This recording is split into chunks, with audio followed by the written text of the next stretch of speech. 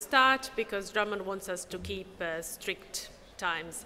So welcome to the session on the quality of the scientific literature. I'm Ana Marušić from the University of Split School of Medicine in Croatia, and we will start with Harold Sox, who will talk about the scientific quality in a series of comparative effectiveness research studies. Harold, please. Thank you. So far, most of the presentations have been about the results of research. This one is different. It's going to be how to do a research project. And we're looking forward to you for input. That's why I'm here. So the U.S. Congress created PCORI in 2010 to be a program of comparative effectiveness research. The law required PCORI to develop methodology standards, peer review the research, and make the research findings publicly available. These requirements have actually mean that we have to generate data with which PCORI can study the determinants of successful CER. So the purpose of this presentation is how to define the predictors and how to measure study quality. That's our focus. I've displayed here a crude model of characteristics of the PI, the proposed research, which are known before merit review, characteristics of the finished research, and finally, impact of the research. And we'll be focusing on the first two of those boxes. Now, PCORI has funded 531 studies so far. 184 of those are in peer review. The study sample is all 33 completed studies whose final report was submitted to us by February 2017. Half of these were clinical CER, and half of them improving health systems. All of the studies that are going to be discussed were designed before adoption of the methodology standards.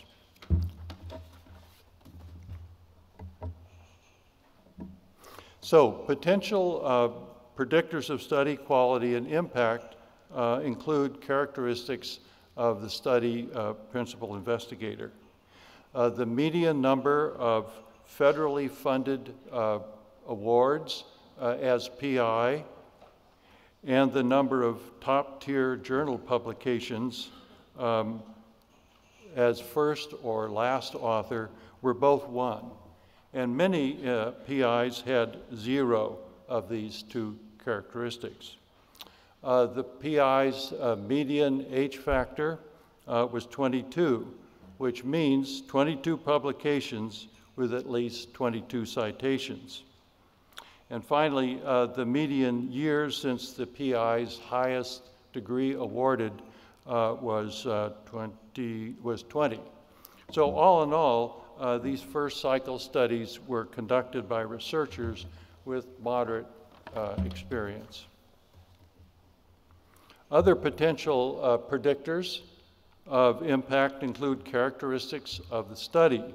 Some of these, the ones that are listed first, oh, wait a minute, back. Some of these, such as the first two listed, are known before merit review, and the rest are only known after the research has been completed. 18 of the 23 randomized trials achieved at least 90% of their recruitment target, and the median follow-up rate was 90%, which is pretty good. Study results could be a predictor, but we haven't settled on a way of categorizing the results in a scientifically sound way. And finally, 5 of the 33 study sample were published in a top-tier journal, by which we mean one with an impact factor at least 15, or the journal with the highest impact factor in their specialty area. Another one that we did not show is study size. All of these studies were short and relatively small. PCORI does, however, fund large 5-year randomized trials, which we won't see for a long time. Finally, another potential predictor is methodologic quality, and that's going to be our last topic and the one that we will delve into in detail because it's the toughest one.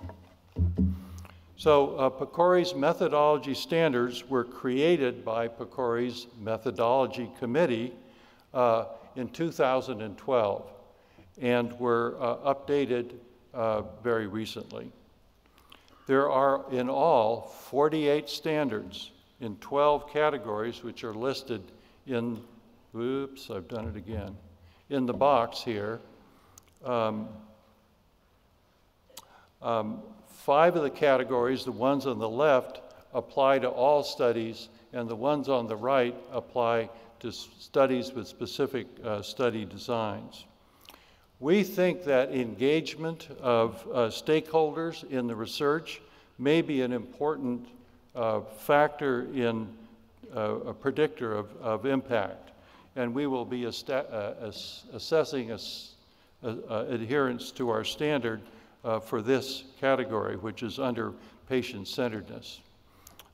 Finally, to learn more about the assessment of adherence to the standards, which is the heart of this study, we will delve in depth into the category listed in red there, reporting research questions. Good. So this category is actually comprised of 6 individual standards, of which the one in bold is the one we will follow in depth to the instructions for assessing adherence as well as the results.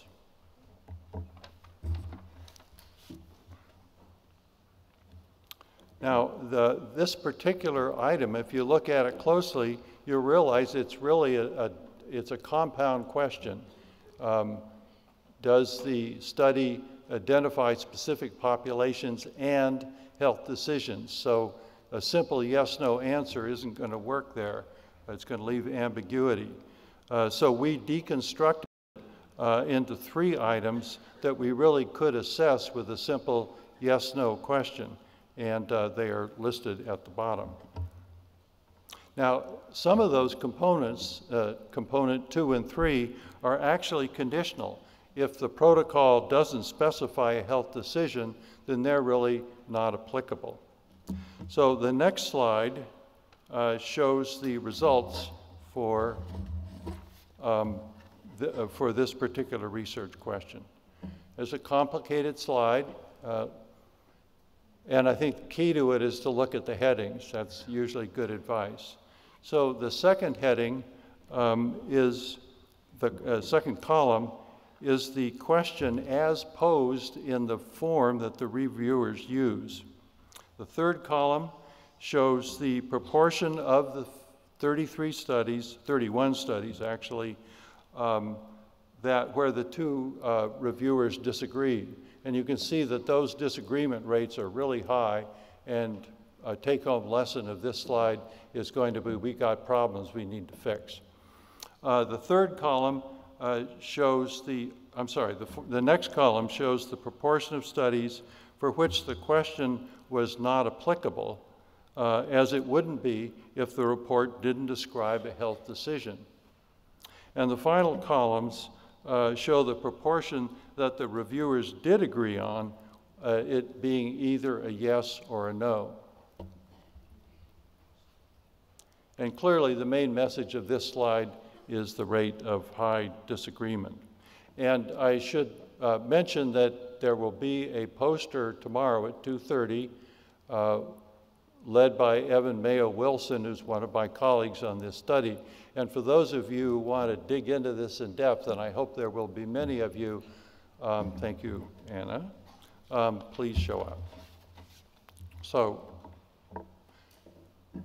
PCORI wants to know what factors predict a high-impact study. In this presentation, we describe some candidate predictors and results for a sample of 33 studies. We found that some predictors are easy to assess, like the PI's publication record, while others are difficult to assess with high certainty and are a problem that we still need to solve. So last slide, and maybe we can hold this one up during the discussion. I'm nearly done, Anna. Are some questions that we think are important. First of all, how to accurately assess adherence to a standard, and we've seen that that can be subjective and lead to observer disagreement. A second question is how to express a study's methodologic quality across so many elements. Early efforts to distill methodologic quality into a single number have lost credibility. The PCORI standards are at the opposite extreme, and I hope they're a step in the right direction. How to display the adherence results across these complex standards and then systematically relate them to what the public needs to know is a really important challenge. And finally, how should a researcher funder use data about study quality? And I'll just mention one, and that is good adherence data can help PCORI decide what additional research would address a study's specific shortcomings. So we can do a follow-up study to a study that looks promising but has an important shortcoming and fix it with the follow-up study. So thanks for your attention, and I'm looking forward to the conversation.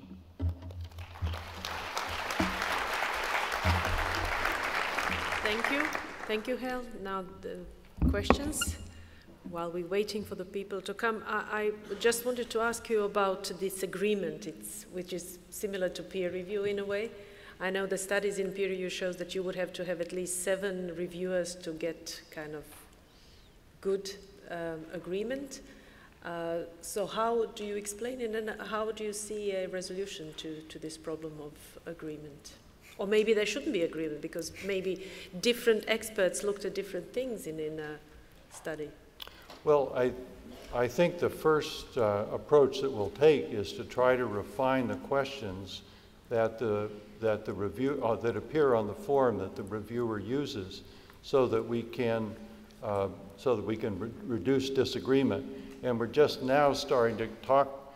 The 2 reviewers are just now starting to talk with each other about what they thought it meant, and they thought it meant, and hopefully we'll start to make those questions, easier to interpret and to agree on.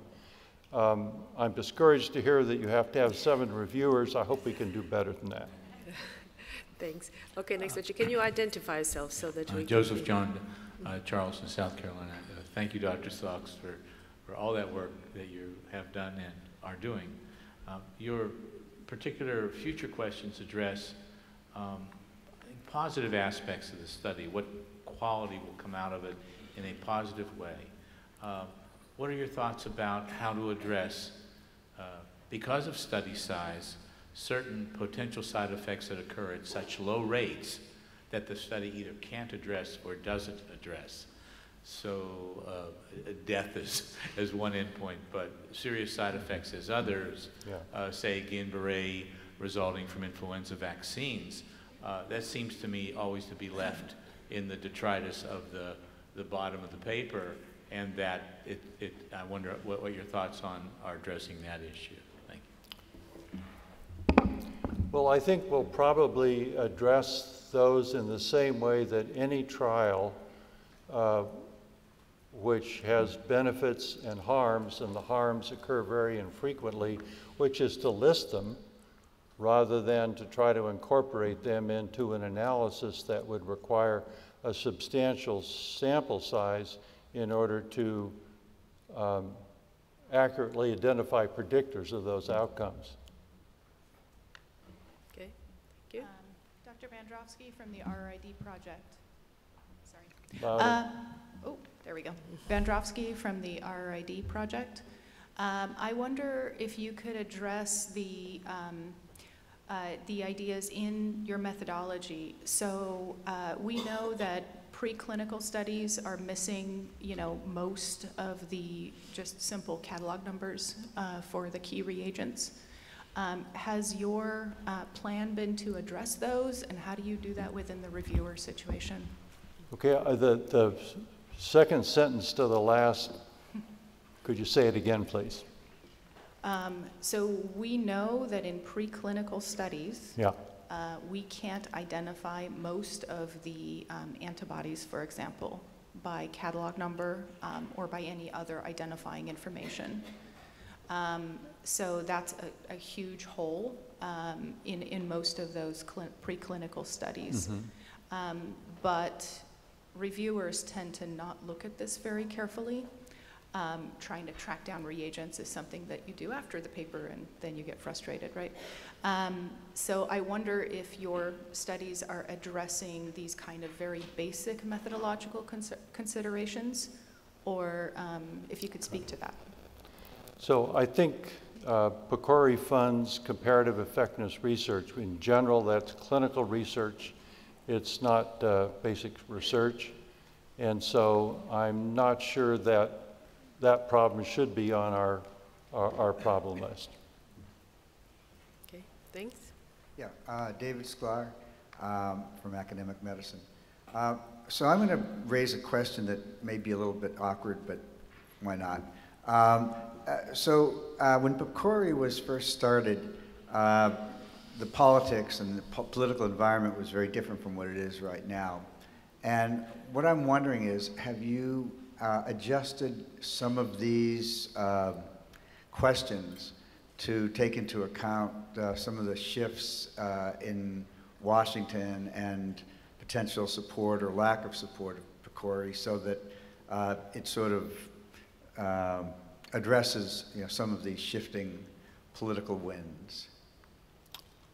I'm not sure exactly what you're getting at with that finely shaded question, but, but if you're talking about PCORI's longevity and its ability to follow these studies to completion and then on after that to see what their impact, I'll try to adjust to that. Well, so partly it's clearly the funding is at risk with the Affordable Care Act, and part of it is, I think, that at least in general, the role of government and its role as far as particularly in public health and prevention and so on is a little bit different when you have a Republican-controlled House and Senate as compared to, and an administration as compared to when we had the Democrats. So I'm just wondering if that has had any effect on how you look at some of these difficult questions. No. And then as far as the longevity issue, obviously, I'm sure you're concerned about that. Mm-hmm. Well, PCORI has been flying under the radar so far with the attempts to get rid of the Affordable Care Act and perhaps replace it or not. And so we're pretty optimistic that we're going to be able to live out our first lifetime, which means because the money stops flowing in July 2019, although we have the money to complete the follow-up of the studies we've already funded. So we hope to be reauthorized and are operating on the assumption that that's a realistic possibility. Great, Okay, thanks. last question there. My name's Margaret Rogers, and I'm with the American Speech Language Hearing Association. My question goes to the area that you said you weren't going to talk about, and that is the impact and the relationship between the author characteristics, the study quality, and impact. The reason, two questions to it, if you can give us some sort of foreshadowing of how you're going to operationalize or look at impact. And then secondly, my reason for asking is that impact as a researcher, we think that if we publish, things will change, and as implementation science has now shown us, that's probably not an accurate view of the world. So I'm wondering to what extent PCORI is able, or thinking forward, to think about what sort of factors in the implementation environment also contribute to the long-term impact. Well, PCORI is going to track various measures of the impact of its research. One of them seems pretty clear, which is we should be looking to see about the incorporation of PCORI studies into systematic reviews that drive practice guidelines, that drive practice. Establishing cause and effect relationships there is always going to be a fraught undertaking.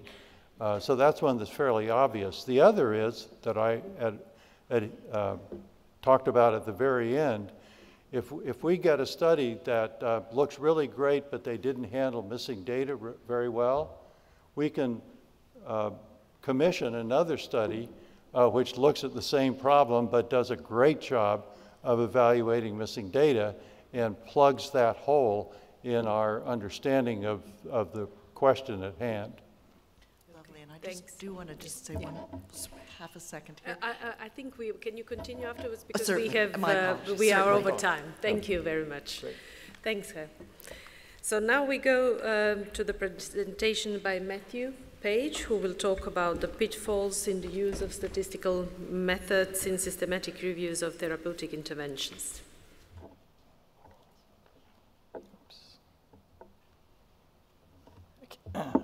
Okay, thank you, Anna. Wait, sorry, this is the microphone, not this one. Okay, so just some conflicts of interest.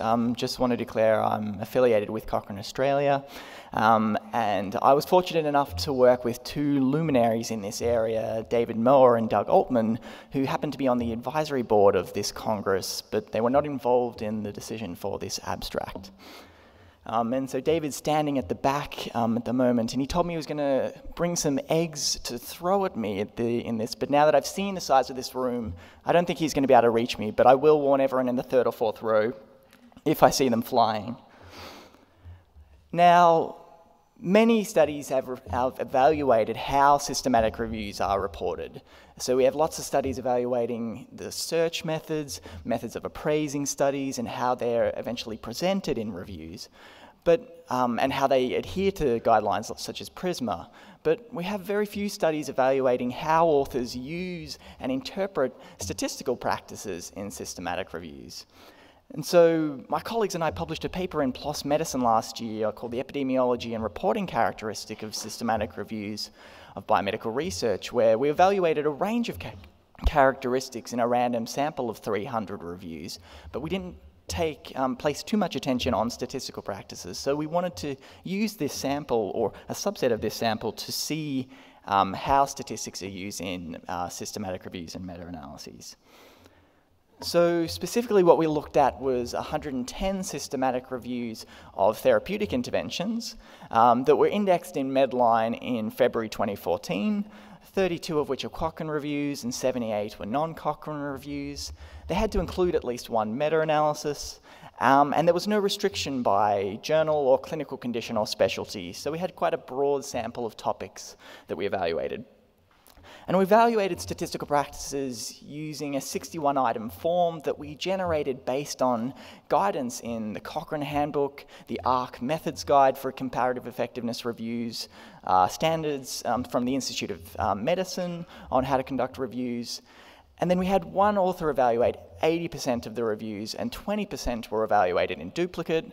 And if there are any items where there was a discrepancy between two authors, these were resolved via discussion, and we considered these items as problematic, and we went back to the reviews that were only evaluated once to verify the accuracy of the data for those items in those reviews. And so I'll just outline some of the problems we found, which we think could improve. So we found 62 reviews used the random effects meta-analysis model, but it was often quite unclear why authors had actually chosen that model.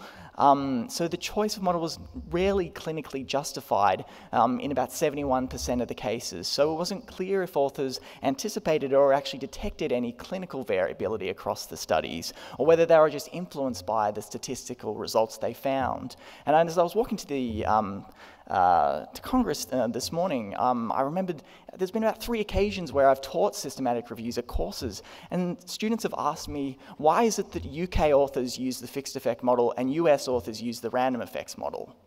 And I've always been perplexed by that question. I've never really seen evidence of that, and I didn't look at that in there, but country should not be a reason for why you should choose a meta-analysis model. Now, we also found that in about 30% of cases, the choice of model was actually explicitly mentioned as being influenced by the I-squared heterogeneity statistic. And so despite being discouraged in all guidelines and handbooks for systematic reviews, we still see statements such as, we use the random effects model if I-squared was greater than 50%, or the fixed effect model if it was less than. Now, the pooled effect was rarely interpreted as or acknowledged as being the average effect across a distribution of studies in these meta-analyses. More often than not, people just evaluate the p-value of their meta-analysis result and don't really make a distinction about whether they're trying to estimate one true effect or the average across a distribution of effects. And a prediction interval extending beyond the limits of the confidence limits was never really reported in our meta-analyses, and there's been calls that these should be presented more often in reviews as they're able to tell authors, tell readers what a future study, what the result of that could be. So we could see more of them in future meta-analyses. Now, 42 reviews performed subgroup analyses, but vast majority provided no rationale for why they chose particular covariates in these analyses.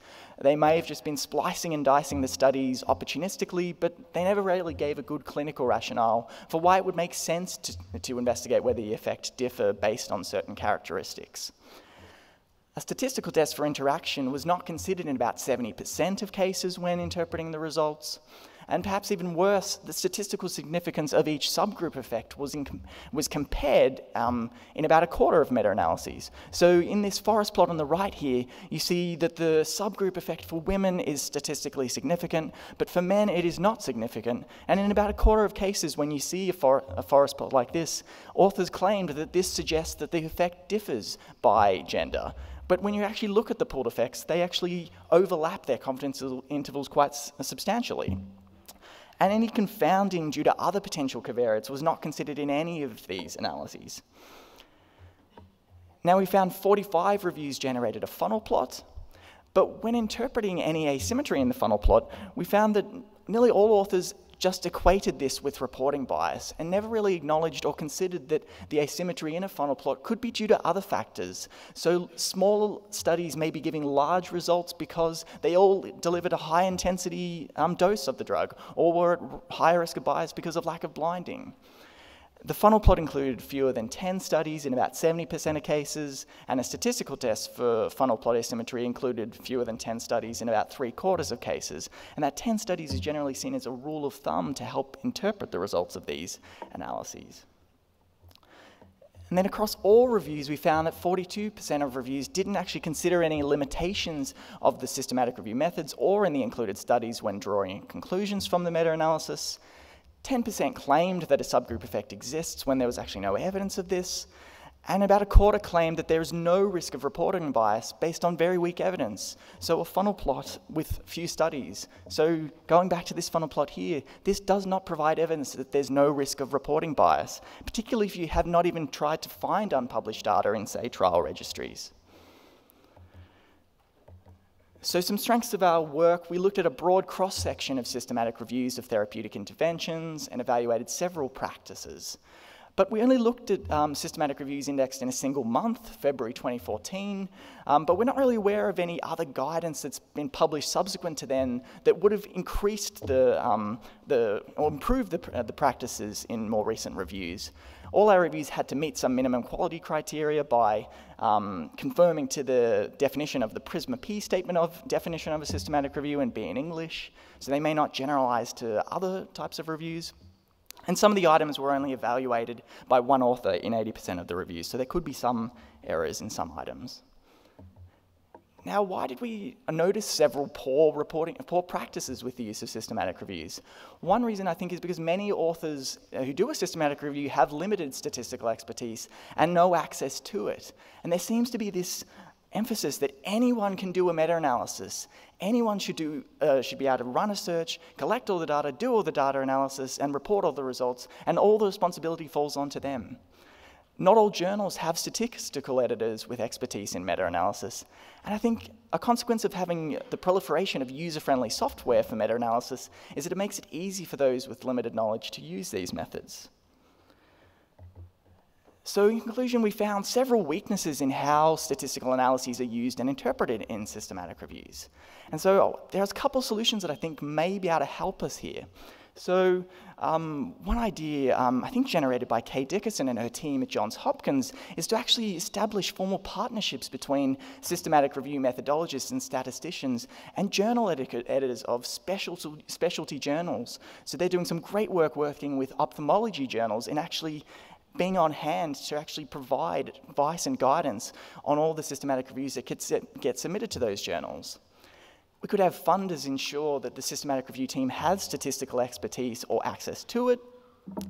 Now, there's several reasons why David and myself think that an update of the PRISMA statement is needed and which we're planning to embark on. And I think that we would like to discuss possible inclusion of more specific statistical guidance in that ongoing update.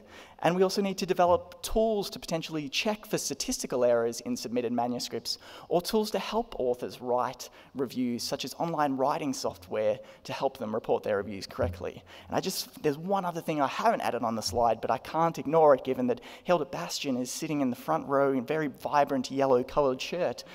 So I really recommend everyone in the room and those who are watching this via social media to look at her blog post on 5 tips for understanding data in meta-analyses. That's a simple intervention that may help authors improve their statistical practices. Thank you. Thank you. Okay. Questions? And while people are coming, I will have a question about a subgroup slide that you show. Yeah. So in a subgroup of Cochrane trials, did you look whether these subgroup analyses and confounding factors were anticipated and planned in the protocol, or were they added in the end? That would be an interesting thing to see, whether it was planned. Then that can be a rationale for it. Yeah, so that's correct. We did not actually look at the protocols of these meta-analyses, mostly because there were no protocols available for the non-Cochrane reviews. For Cochrane reviews, yes, we could have looked at that to see if they had anticipated some of these analyses, but we didn't. But that's a good idea. Yeah, thanks. There, first in the back, then Lisa, and then... Yeah, Marc Helfand from Portland, Oregon. Well, I think on the funnel plots, you probably really, you found a real effect, a real problem, that people overinterpret them. With the choice of model, I think it's more reporting issues. I mean, they pretty much add up to, and so to me anyway, they're crying out for a qualitative component of the study to get deeper into the reasons why they have these reporting problems, on why they chose a model.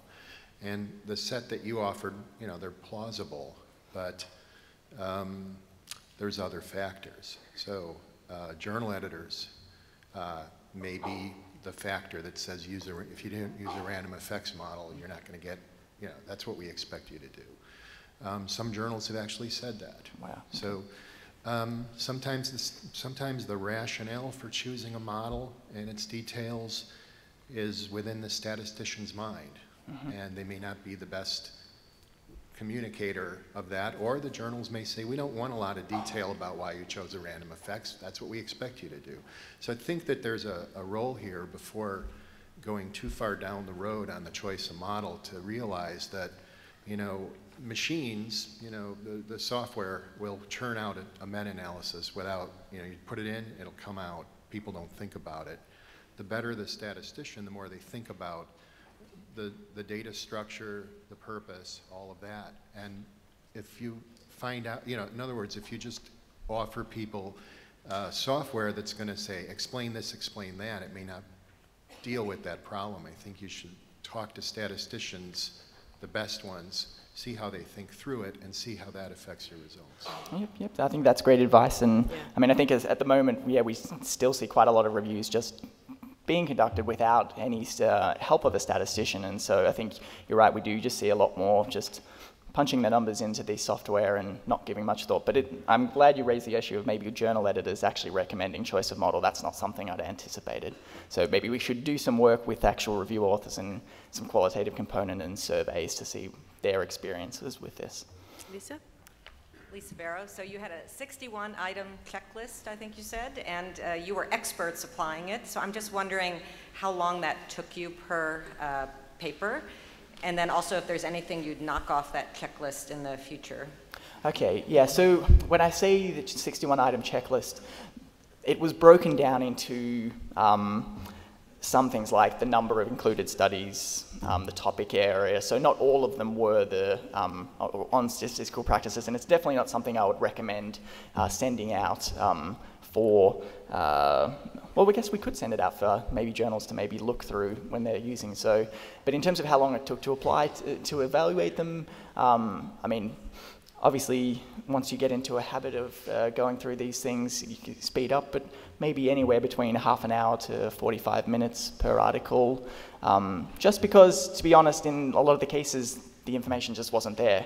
And it was quite easy to see when you have a very tiny paragraph on statistical methods, you're just going to be able to go, no. Okay, thanks. Question here in front. Les Citrom, International Journal of Clinical Practice. As the editor of this journal, I get inundated with meta-analyses from China. And I'm always worried that, I may be missing something that actually would be quite good. So I need to figure out, what to pass on for peer review and what to immediately reject. And what I do actually is look at the question being posed, if it has any resemblance to clinical reality, and then look at the discussion to see if that discussion is framed around a clinically relevant, discussion of the issues at hand. And if it isn't, then we'll send it back without peer review. But I don't really look at the methods. And I depend on the reviewers to kind of look at the methods. So I don't have, an hour for each paper that comes in to check it out. And it would be really nice to have some kind of tool that would make my job easier. Yeah, definitely. We'll hopefully be working on something like that. But also, if some of these specialty journals can try and engage with the systematic review community and people like Cochrane and other organizations to help bring them on board to do the evaluation of the methods components. And so I know even with Systematic Reviews Journal with Biomed Central Systematic Reviews Journal, which I'm an associate editor of, we do sometimes ask for more targeted review on different components. And I know BMJ Open as well, they sometimes just contact me for statistical review rather than, and it could be on any topic. And I'm not responsible for looking at the clinical aspects. So trying to increase your team of people that you can contact may help. Okay, thanks. We have a question from there. Who was first? It's just a quick public service announcement. Sorry, really quick. I'm really sorry about the Wi-Fi. If you're all struggling. I'm Trish Groves from the BMJ. I'm the official tweeter for the conference. I'm having a lot of trouble. I think you probably are too. We're on the case. That was all. Thank you. Thanks. Okay, now Cochrane question there. Trish, that was very important because I tried to send a few tweets out when you were speaking, Matt, and it failed. So thank you for that. Toby Lasserson, I'm senior editor with Cochrane. That should be an obvious conflict of interest as well, Matt, because quite a few of the reviews that you've been looking at were possibly seen by me or my team, so I'm a bit nervous about asking this, but there you go. I just wondered to what extent you think the issues that you're seeing relate to a lack of understanding of any guidance or sort of the way that the guidance is currently written. I'm thinking specifically about the Cochrane Handbook, because a lot of the things that I think I'm seeing on your presentation, I'm sure there's a chapter for that, I'm sure I've seen it on a page somewhere. Do you think they're not being taken up well? I think that they are not being taken up well because I think, as you said, a lot of the information is spread across the whole Cochrane Handbook. I'm not a statistician myself. I've managed to get this expertise in these areas because when I was young, out of university and started working for Cochrane, I decided to read the handbook cover to cover over a week. And that's what got me excited about systematic reviews. I don't think, okay. I don't really know, I don't think that that's the norm, and I wouldn't necessarily encourage that.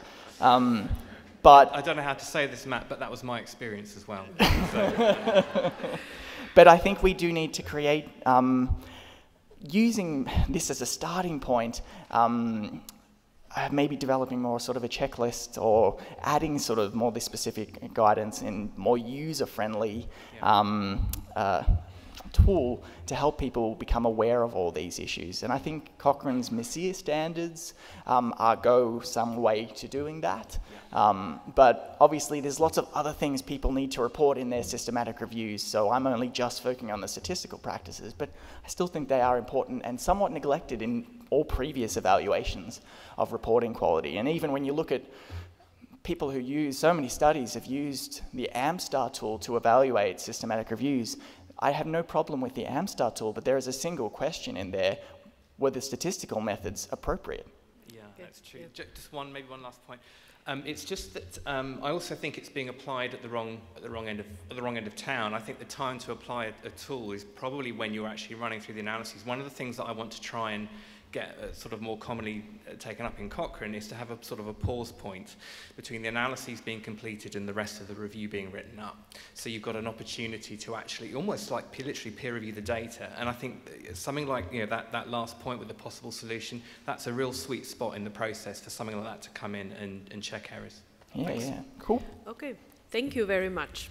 So we now go to the next presentation.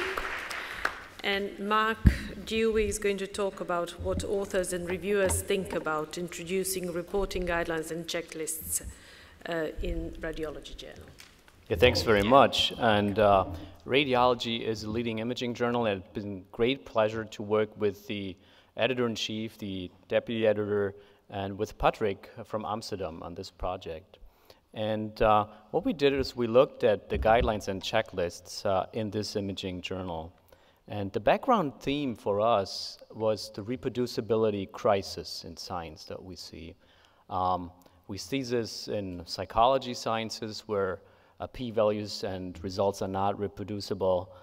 We see this in surveys done by Nature in this situation where 90% of the researchers say, I have encountered this. I couldn't reproduce my own work or work from others, and it's a real issue.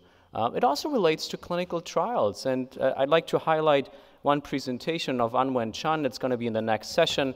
Actually, his presentation is published online today in JAMA, also showing the discrepancies between what is in the protocol, the registry, and the publication. And last but not least, also for cancer basic research, this is true, as we know from the Cancer Reproducibility Project, and it mainly related in this analysis to the quality of reporting. So this is what drove our project. And we looked at 4 guidelines and checklists in our analysis: Strop for observational studies, START for diagnostic studies, and CONSORT and PRISMA for RCTs and meta-analyses.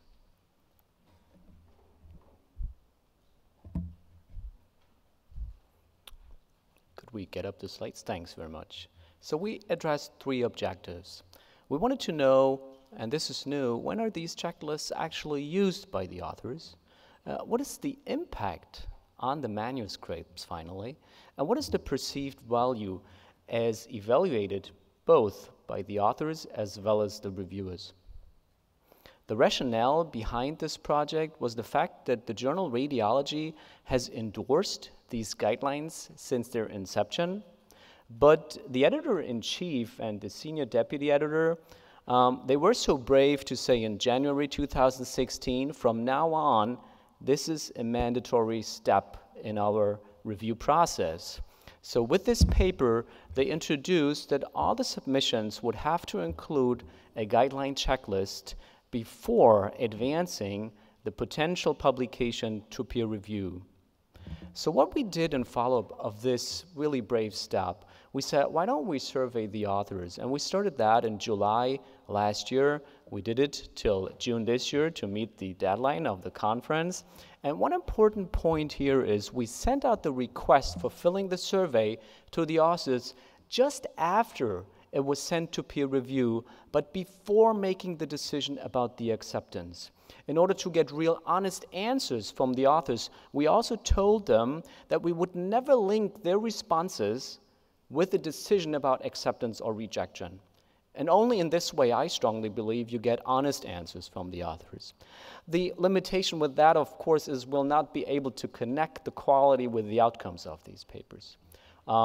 This analysis was approved by the BI, IRB. It received a waiver for informed consent. And it's really exciting to say that this conference is a super conference for peer review, experiencing the peer review that you do in this conference. The peer review that we received and these suggestions that we received actually led us to do something in addition. And thanks to Debbie Levine, I came up with the questions to reviewers. She programmed that. We put it online. We gave the reviewers of the journal 2 weeks of time to also get their perspective, because that was the request of the reviewers of the peer review conference, into this analysis. So what were the response rates of the authors and the reviewers? The authors responded in 60% of the time. And of course, if authors submitted more than one paper, they could be in this analysis more than once. That's for sure. The reviewers within this 2 weeks period respond almost 1/3. And the nice thing, and that shows that Debbie and Herb are really running a super journal, more than 200 of these reviewers responded within the first 24 hours after having received the request to fill the survey. So when are the guidelines used by the authors? Which guidelines are used first? Strop is the overwhelming guideline related to the manuscripts that we receive in radiology. This is consistent with what is published.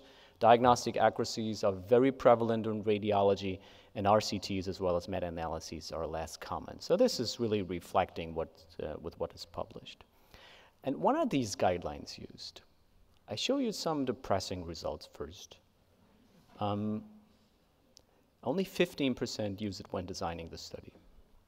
And this is really nothing optimistic. And I will break down on the next slide per type of paper. And we were all expecting that, you know, meta-analyses, RCTs, they'd be doing somehow better. Well, unfortunately, it's only the meta-analyses that have achieved to be, you know, more than 50% of the meta-analyses using the guideline when designing their project. And to a great surprise, the RCTs used it on average only. Only 15% of the RCTs checked CONSORT before setting up a protocol and starting an RCT. So only 23% used it when writing the manuscript. We were hoping that would be higher too. And one-third did it when submitting the manuscript. And this is a learning experience also for authors of radiology that has endorsed these guidelines for long. Almost a third had to be requested by the office to send the checklist, which is mandatory since beginning of last year. And the important thing is the editorial office really enforced it in every single case. So since January last year, not a single paper, and I think this is new, no other journal did that, not a single paper got reviewed unless it had filled a checklist. So what was the impact on the manuscript when we look at the last 3 categories? So did it have an impact still when the office requested it? Did the authors change anything?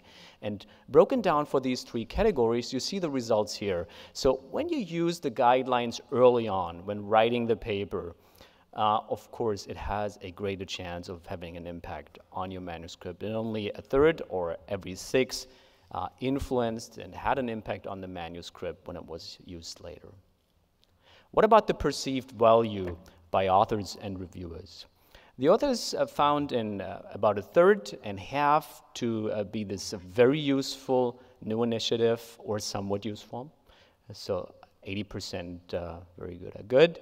While the reviewers found it to be very useful only half of the time, mainly because only 1 out of 10 reviewers said, this is helpful for me to have this included. So on the next slide, I will show you all 268 comments that were made by the authors in the online survey. just checking whether you're still with me. I selected very typical comments, and I'm showing you positive and negative comments. And the authors often said, that helped me a lot when preparing the paper, or they said, for start, for instance, that helped us when we started the whole business. There were also negative comments. It may form the opinion that radiology is a tougher journal to get in. From the perspective of the reviewer, this may be a positive statement because, you know, the perception of the journal is a high-quality journal. And others said, I don't think this is helpful. I know all this. I don't know how you can know, you know, all checklists, but that was an important statement that was often made by authors. They also made recommendations for improving the initiative, such as including tripod, which is rarely used, but we, for instance, use it in our research, and why not having it included? The reviewers, the comments here explain why they look at this differently. They say it's mostly useful to the authors. It's not so much of use to us. But other reviewers also say, all right, we now included these guidelines and checklists when we go through papers in our journal clubs. However, they also said this is very time-consuming. It may have a huge impact on reviewing, but I don't know whether it's really helped. And the last point that the reviewers found is that they had the impression that some of the authors rather did a lip service, so they ticked all the items on the checklist, but when they checked whether this item was really present in the paper, they were not so convinced all the time. Another important comment to this group of mainly methodologists, from me as a clinician and a methodologist, maybe we should also consider shortening our approaches to improving quality and consistency, because that way they will be more often used in clinical practice and in research. In conclusion, 4 out of 5 authors and about half of the reviewers find it very useful or useful, the initiative that began at Radiology. However, we need to educate the authors on an earlier use, and there's 2 reasons for that. First, it has the greatest impact when you use it early, as shown by our analysis. But also 1/3 use it just when submitting or being requested, which clearly is too late to improve quality to a great extent. And last but not least, our next project that we just started is, of course, we want to understand what impact does this have on the quality of reporting in an analysis before and after. Thank you very much. Thank you.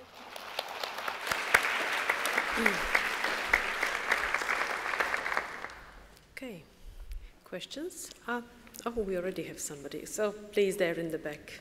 Hello, I'm Jeannine from the Journal of the American College of Cardiology. I'm curious, how long it actually added to both the reviewer and the author times? Did you have a sense of that? No, we did not ask. We had some comments from reviewers who said, I look at it for 1 to 2 minutes and make sure that the tick boxes are really in. So this is probably the time you can expect from reviewers. If we finally achieve that the authors use it when they start the project, you know, really reading the guideline and the elaboration on many of these guidelines will take days and weeks to get this into your research project. But we didn't ask them. I'm just curious because the reviewer burden is something we hear about all the time, and I noticed that only half of them found it useful. So I was just curious about that. Thank you. Thanks. Yeah, I'm Thais from Brazil. Congratulations on your work. I'm just a suggestion, because you told that one of your questions was that if the person used the reporting guideline when planning the research, when designing the research, and it can be useful, but usually we would request them to follow the methodological suggestions in the field. And also, in some areas, there are reporting guidelines for protocols, just like PRISMA protocol and the SPIRIT, and maybe the other final report protocol would not be very useful. Yeah. Chris Papazian, I'm chair of the Department of Biomedical Sciences at UMKC School of Medicine, but the reason I'm here is I also go around and teach people how to write high-impact research manuscripts for an organization called Grant Writer Seminars and Workshops. And I've been doing that for a number of years, and one of the clients, the groups of clients that we utilize the most, that utilize our services the most, are institutions that have CTSCs. And we'll have a fairly large audience in those institutions, and I very often ask how many people are involved in clinical trials. And then I'll ask them, do you know about the consort statement? And almost nobody knows about the consort statement. And almost nobody knows about the equator network. Now, these are individuals in training primarily at this point in time, but you would think if they're involved in clinical trials, they should have some knowledge. So clearly there's a lack of awareness out there. Yeah, yeah, agree. Yeah, well, then there is equator. Question there. Thank you. Doug. Doug Altman from Oxford. Thank you for this study. It's really interesting, and I think we need more such studies trying to find out how people do things and how they react to it. And you said you're going to look at some impact in some sense, which is great. I just wanted to say that we did a study relating to the Remark guideline for reporting biomarker studies. We identified 50 papers which cited the guideline and matched them to 50 papers in the same journals that didn't cite the guideline and compared the quality of reporting, and we found no difference, which was both disappointing and puzzling. And so I hope perhaps your work could shed some light into that. But have you looked at whether people cite the guideline they've used? No, we have not, and the important limitation here is, and that's why I believe we got honest answers, we didn't link with the paper and its outcome. So we are not able to link the answers here with the real report, which of course increased the availability of honest answers, but we'll make this part of our, does it have an impact analysis to check whether it was cited and what's adhered to entirely. Great proposal, thanks very much. Thanks. Okay, another question there, and then the last question over there. Hi, Juno Shiro, a Mayo Clinic.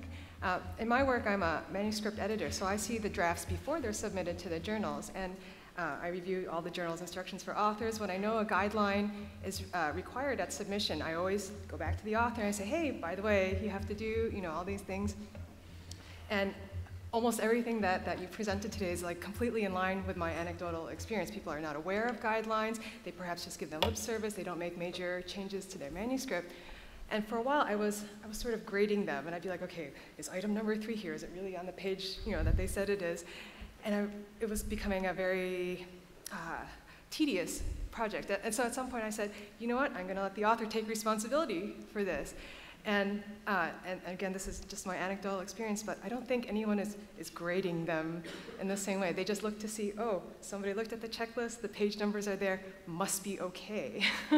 So I guess I'm just wondering, is that the burden on the reviewer to look at that, or is the journal just sort of assuming that if you've submitted the guideline, you're probably following it? So considering the number of 3,000 submitted papers to radiology and the ones that are really in need of adhering to a guideline is probably about 1,000 or more each year. There's simply no capacity to do this in the office. It would be fantastic. It's clearly not a request that was posed on the reviewers to check this item by item because time is really money also for reviewers. But we made them aware that it's in there as a new tool to be used, but we didn't request them. I strongly believe that we need to make more use of machine learning. So this is in the field that I work in, radiology. This is the topic, and we include this in our basic and our applied clinical trials to improve the automated analysis with higher consistency. And this is one of the things I take home, being here for the first time, that we should consider doing this also more in this field. It may help. Thank you very much. Good idea. Thanks. And one question there. Kirsten Patrick from the CMAJ. So I'm intrigued by this and by your presentation because I really think that we as editors feel this responsibility to get people to use the guidelines, but it's not our job, it's theirs. It's their responsibility much, much earlier on in the process. And speaking to the question about citation of guidelines and there not being a difference, I believe that editors play a strong role if they're interested in the question of a manuscript in bettering the reporting. There are some, if we're not interested in the question, we don't bother to help people improve their manuscripts. So my question is, how do we find a way in our workflow to get people to think about using the checklists much earlier in the process? So I think it would be important to show them also the benefit and continuously use this as a learning experiment. Because we learned from this initiative that it takes longer than 6 months to make really everybody understand, the rules changed. Our authors have other stuff to do than check the author information of all the journals that are around every 6 months. So they, only if they submit a new manuscript to the journal, they learn this. So it's a learning experiment, and of course, the great reviewer, the great editors, once sitting left to me, you could really feel from Hal Sachs' comments when he was taking care of papers, how much he was into that, and really prescribing you of what to add to the next revision, because there were, of course, several, not only a single one. And this is definitely also very important. In addition to what I said before, so machine learning should not kick off the editors and the deputy editors, but it should be something that we could deeply consider in making things more consistent and applicable to the huge number and ever-increasing number of submissions that we also see. Okay, thank you very much. Thank you. Okay. Now we go to another journal, JNCI, to hear about the experiences about reporting guidelines from that journal. Jeannine, please. Thank you, Anna. And a big thank you to the organizers and the reviewers of the abstracts. It's really an honor and a pleasure to share this study with you today. So can I get a show of hands? How many of you work on a journal or have submitted to a journal that requires standard reporting guidelines at submission? Okay, I'd say that's maybe half or more. That's great. JNCI, we publish a broad range of oncology studies, and we reject more than 3/4 of the papers before peer review. So we want to make it as easy as possible for authors to submit. We strongly encourage the use of standard reporting guidelines, but we only enforce consort at submission. But we also work with the authors to enforce reporting standards before publication. So my bigger question has been for several years, are standard reporting guidelines useful in the peer review process? And to begin to answer that, I decided to ask if using standard reporting guidelines at submission or to prepare submissions, would that improve the clarity of the presentation for the reviewers in particular? So back in August of 2015, we started asking authors at submission if they use standard reporting guidelines to prepare their submissions and which ones. And in that question, we linked out to the standard reporting guidelines. For some time now, our peer reviewers have been rating manuscripts on adherence to reporting guidelines and clarity of presentation. So that piece was already in place for this study. I then used enterprise analytics reporting and editorial manager to gather the data. For this study, I chose manuscripts that applied, meaning that I didn't include letters to the editor or editorials or commentaries because there really aren't standard reporting guidelines that fit those manuscript types. And I also wanted to be sure that the manuscripts had at least a first decision because I was interested in editorial outcomes. And I wound up choosing about an 18-month period where the numbers of submissions and the editorial decision processes were consistent. I then scored the manuscripts or the reviews depending on the analysis, and so I could compare the mean scores across different categories. And I just wanted to point out that this study design has a big limitation in that it's just a survey. So aside from consort, which was enforced, I did not actually confirm that the authors use the standard reporting guidelines. So first what I wanted to know was, how many of our authors are using the standard reporting guidelines and which ones are they using. And so you can see of the 2,209 submissions, 51.8% said that they used a standard reporting guideline, 24% used Strop. And this also shows a nice range of the various standard reporting guidelines that our authors said they use, and it's a great reflection of the types of submissions that we receive. Next, I wanted to know, is there an association between using standard reporting guidelines and editorial outcomes? And the short answer is no. But here you can see the data, and these are also in your abstract book if that's easier to read. You can see the numbers of submissions and percentage broken out by the various editorial decisions, then further broken out by whether or not the author said that they used standard reporting guidelines.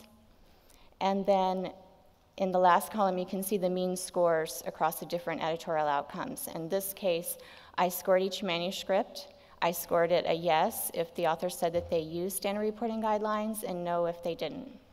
And you can see that the mean scores are very similar. There was no statistical significant difference between them. So finally, the reviewer's perspective. And here I used all of the reviews that were submitted. There were 1,033, I think, off the top of my head. And I scored each review based on the ratings that the reviewers were already using to rate these manuscripts. So the scores here range from not applicable, which was 0, to outstanding at 5. And looking at the two questions I was interested in, adherence to reporting guidelines, there was a statistically significant difference between the scores in that the score for the papers that said that they used standard reporting guidelines was 3.1. The ones that didn't say they used them or said that they didn't use them were 2.9. Whereas, which was surprising, the clarity of presentation, the scores were almost identical, both 3.3.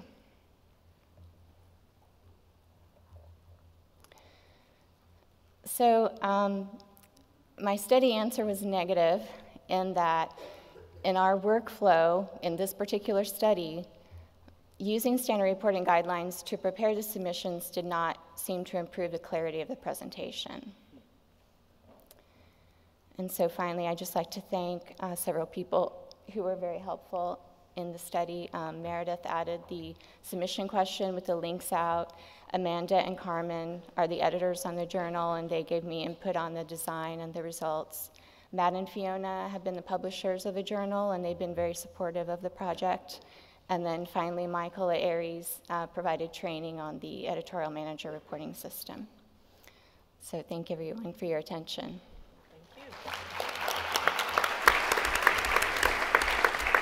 Excellent timing. Excellent timing.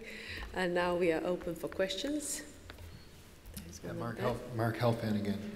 It's reassuring that people can adhere to the guidelines or to reporting guidelines better and not lose clarity.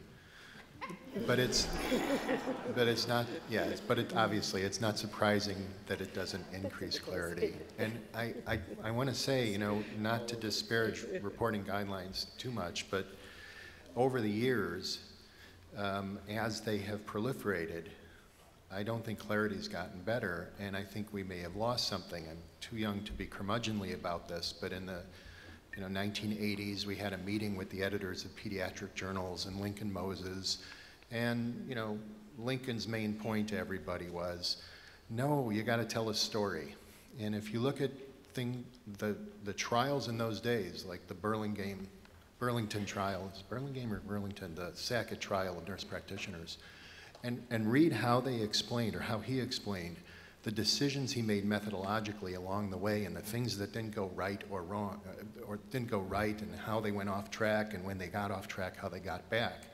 It's a much better narrative and gives you a much better understanding for what actually happened than taking reporting guidelines and making a checklist. And I think the question, I guess the next question that your talk raises is, is there some cost to using the reporting guidelines? Is there something that needs to be added because they're not improving clarity? I wonder what you think about that.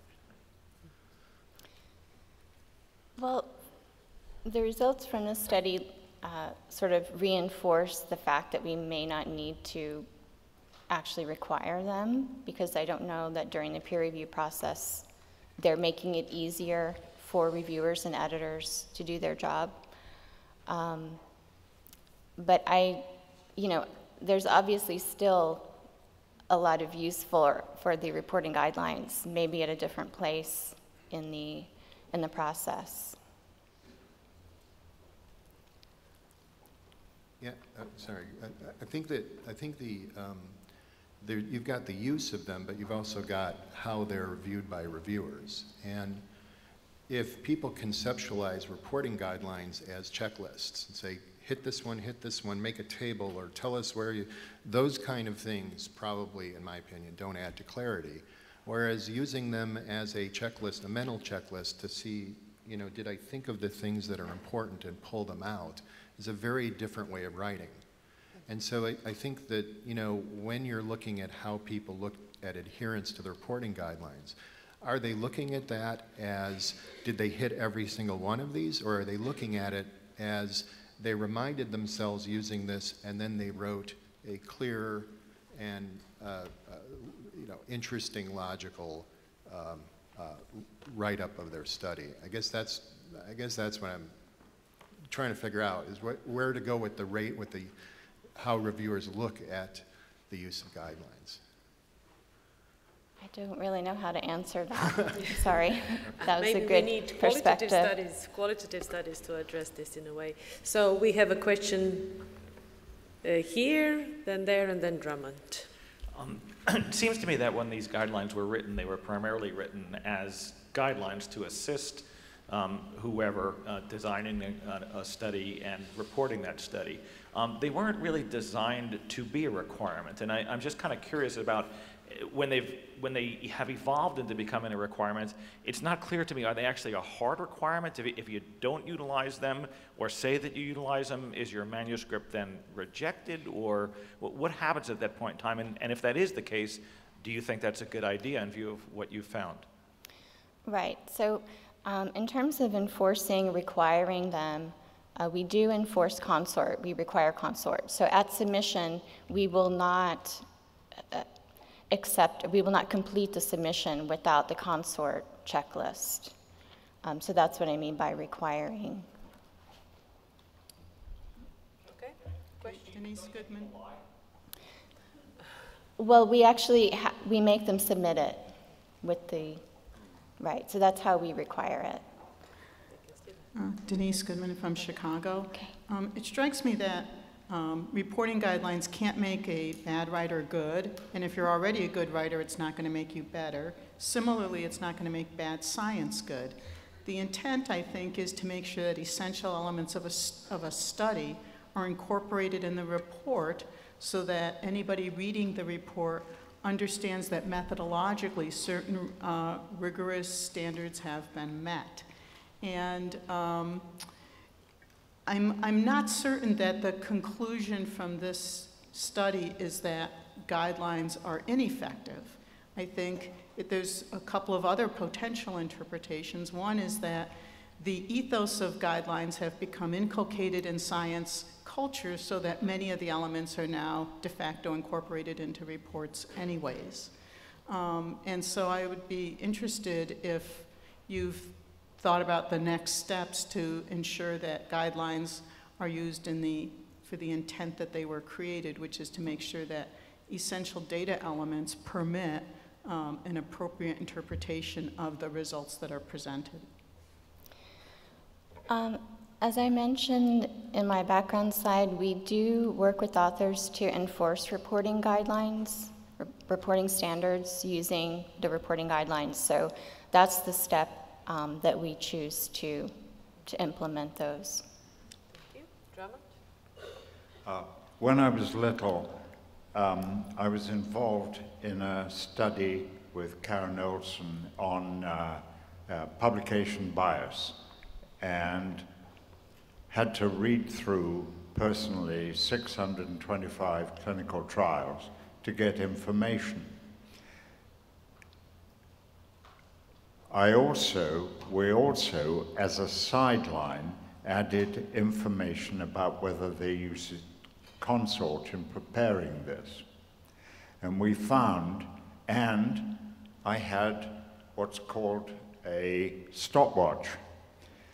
And putting a stopwatch on the time it took to get our information, which had nothing to do particularly with the items in consort. When they had used consort, it took about 5 minutes to get the 30 pieces of information we wanted. And when they did not use consort, it took about 27, 28 minutes. Now that's huge, and I think it answers Marc's question. Right there. That's it. Wish I'd published that. Thank you. Good point, yeah. Okay. Thank you.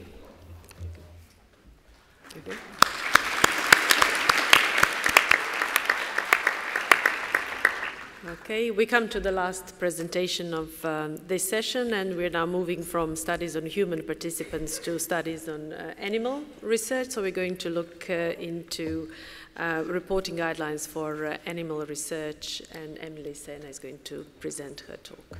Thank you very much. So I'm very excited to presenting the results of our ICRA study. The title of the talk is Impact of an Intervention to Improve Compliance with the ARRIVE Guidelines. It's a very tenuous abbreviation, I think, there. So for those of you not familiar with the ARRIVE Guidelines, they were developed by the NC3Rs to try, as an intervention, to try and improve the quality of reporting of animal research. They conducted a survey that they published, I think, in 2009, where they had randomly selected in vivo research publicly funded by US and UK agencies, and essentially found that few studies reported measures that you could, as a peer reviewer or a reader of that research, really understand what it is they had done in their experiment. So the NC3Rs convened a working group with statisticians, journal editors, researchers, and came together with what they call the 20-item ARRIVE guidelines. You can submit the ARRIVE guidelines with a checklist where you detail where, as checklists work, where in your manuscript you have entered information in your manuscript. They published the ARRIVE guidelines in 2010. They have now been endorsed by over 1,000 different journals that publish in vivo research. They've been endorsed by all the major UK funders, by universities, learned societies, and organisations. However, endorsing does not equate to enforcing, as described by David Baker and his colleagues in 2014. 2 years after ARRIVE, so in 2012, they had looked at, I think it was both PLOS and Nature, who had both endorsed the ARRIVE guidelines, and looked at whether some of the items that are in ARRIVE, things like ethics, allocation, blinding, detailing what species you'd use, the sex, whether they were more likely to be reported or more reported now 2 years after ARRIVE compared to before, and found there was no difference. So as I think David Moe mentioned earlier, I think it's important to evaluate whether or not interventions that you implement actually work. So we sought to conduct a randomized controlled trial to test the effect of mandating authors who submitted to submit a completed ARRIVE checklist. So our objective of our study was to see whether this mandated checklist improved compliance with the ARRIVE guidelines. This is our PICO statement. We had publications that described in vivo research that was submitted to PLOS 1. The intervention was the mandation of a checklist. The control group was just normal editorial handling. And then our outcome was the proportion of studies that were fully compliant with the ARRIVE guidelines. We uploaded our protocol onto the Open Science Framework and our data analysis plan before data lock. We were funded by 4 major UK universities to undertake this trial. They had no participation in the study design. So people who were submitting their manuscripts to PLOS One were unaware that we were conducting this trial. So we thought we should have some ethical consideration whether it was appropriate, even though PLOS One, in their instructions for authors, do state that by submitting your manuscript to the journal, you agree to participate in research. And although the participants of our study were manuscripts, not patients, the BMJ Ethics Committee informally looked at our protocol and had no objections for us running the trial. So in vivo research was submitted to, when it was submitted to PLOS One, the editorial office randomized the studies via our web-based system to either submit an arrive checklist or just to go through normal handling. The academic editors were unaware that this trial was going on. The peer reviewers were unaware this trial was going on. So at this point, they went through the normal system of peer review, and when decisions were made, the manuscripts that were accepted for publications were then redacted for information that would allow the outcome assessors to know that they had been, which allocation they had in terms of group, and were uploaded into our web-based system. So I said that the Arrive guidelines had 20 items. It actually has some sub-items. So you've got like 9A, B, and C. So there's actually 38 sub-items in Arrive. But when you operationalize it to ask the questions, when they say about describe the animals, what was the sex, what was the species, the strain, for example, you have 101 different questions that you have to ask.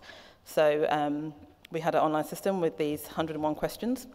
We crowdsourced outcome ascertainment.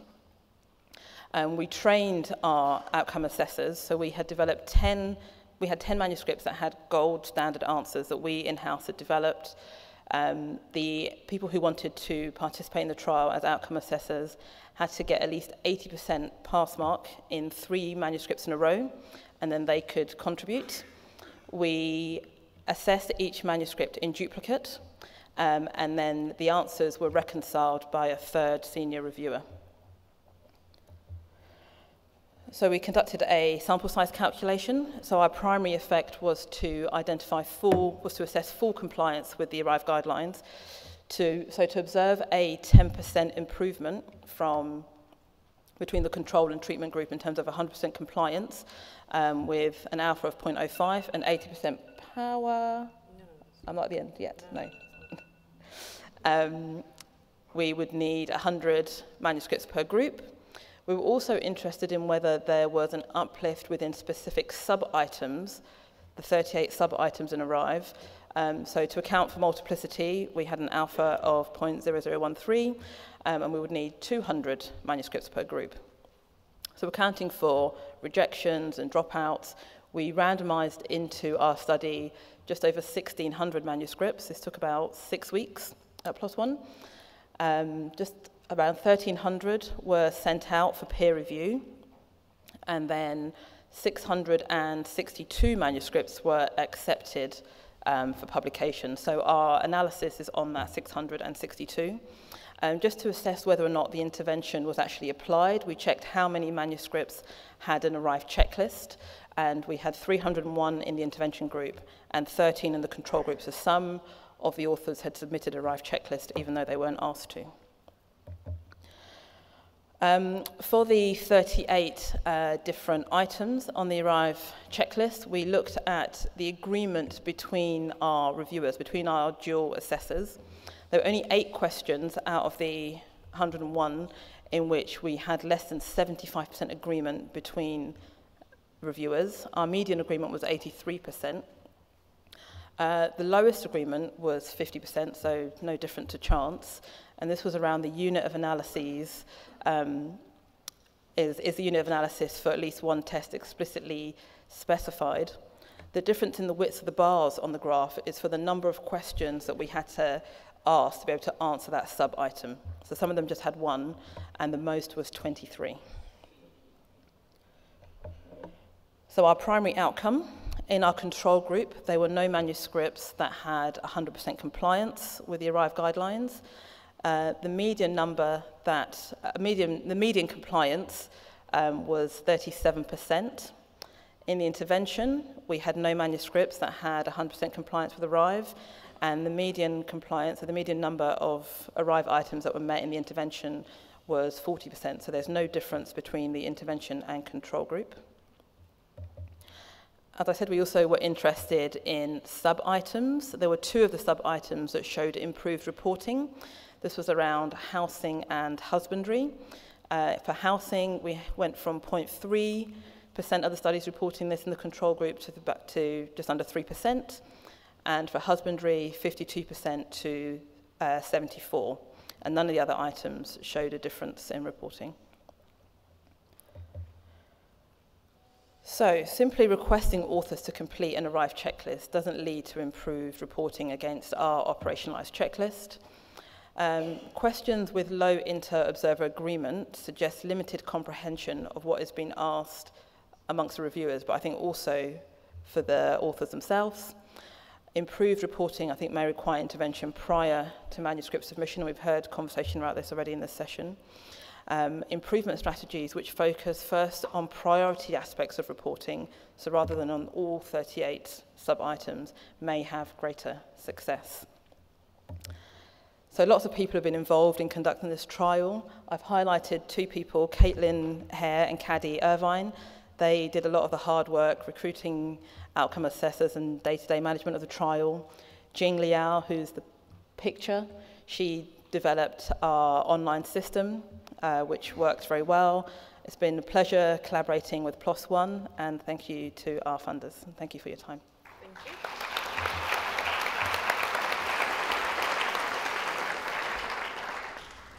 Questions? There's one of them. Hi, Anita Bandrowski from RID Project. I wonder if you had looked at whether you could even identify those animals better in the ARRIVE guideline group. If we could identify the animals, as in the species and the strain, or? Correct. Yeah, so that's one of the questions in the... And the stock number? That's not in the ARRIVE guidelines, so that wasn't one of our questions. Yeah, but sometimes you get these things on, these benefits on the side, which you might be able to look at. And if you didn't look at that, would you be willing to collaborate with us to actually take a look at that question? Yeah, we could talk later. Thank you. Okay, question over there. Hi, Damien Pattinson from Research Square. I have a competing interest here, which is that I was editor of PLOS ONE when this was set up, so it's fantastic to see the outcome. It's with a huge amount of work, and it's brilliant that it was so well performed, and so congratulations for a brilliantly conducted study. I guess I'm disappointed. We were sort of hoping for more of an effect than that. I guess the question is, what should journals do? What more should they do? Should they be spending more time on the actual assessment of the adherence to guidelines, or is it enough to do? Are there alternatives that they could be doing to improve adherence? So I don't think this trial necessarily reflected the real life situation, because everyone was blinded to the fact that this was happening. So there was no additional encouragement or enforcement. The academic editors weren't aware that this was happening, so they didn't say, oh, this isn't quite right. Peer reviewers didn't know. It's difficult, because this doesn't really answer, it's difficult to answer that question from the evidence that we have here, apart from the fact that just telling authors to do it isn't enough. I guess that's the point. Yeah. I mean, you could go back, you could send it back to them. The editor could do an assessment against the checklist and say, this is missing, and actually do a For step. sure. For sure, and I think the comment that was made earlier about things like machine learning, when we were doing the trial, we actually did extract, where they did report these items, we extracted the data where they said, this was, this is how we allocated our animals to different groups, or, this is how we ascertained the outcome. So we're starting to build up a data that will allow us to develop machine learning to do, and text mining to do that kind of thing, which I think would reduce the burden. So if you have a machine that says, these are the gaps compared to what you've said you've done in the ARRIVE checklist to what we can see in your manuscript, might help, rather than people having to, because it does take time. it's a lot of information to read. And if I can just say, this is for the editors, but maybe, the authors should be given a tool to incorporate the checklist item into a manuscript. Because, you had a fancy online assessment system, and authors are left, they just submit their paper. Maybe if there were tools, and David Moyes' group has shown, and the people from France have shown that if you give a tool, a web tool to the people who are writing the paper, it may help them write better and incorporate things. So thinking about tools not only for the editors to check what authors wrote, but also to make sure that they incorporate these items into what is submitted. Very true. And the training platform that we made, we've kept it online, and it's, using it as a critical appraisal training tool is a possibility. So people can go up and say, you read a manuscript and you think, oh yeah, this is quite good. And then when you actually look at these, 101's quite a lot of questions, but when you look at these different questions, you see actually that information is missing. So having tools to help is a useful thing. Okay, well, we are ready for lunch, I think. Oh, there is a notice from Annette, announcement. Raise your hands if you think the Wi-Fi is a little better. Starting to be? Okay, so we're working on it. Just a request, if you have 2 or 3 or 4 devices in your pocket, if you could pick one favorite one, and maybe the others could, you could turn them off the Wi-Fi. Thank you. Thank you. Thanks to the old participants today, and have a great lunch. Okay. Thank you, guys. Yeah.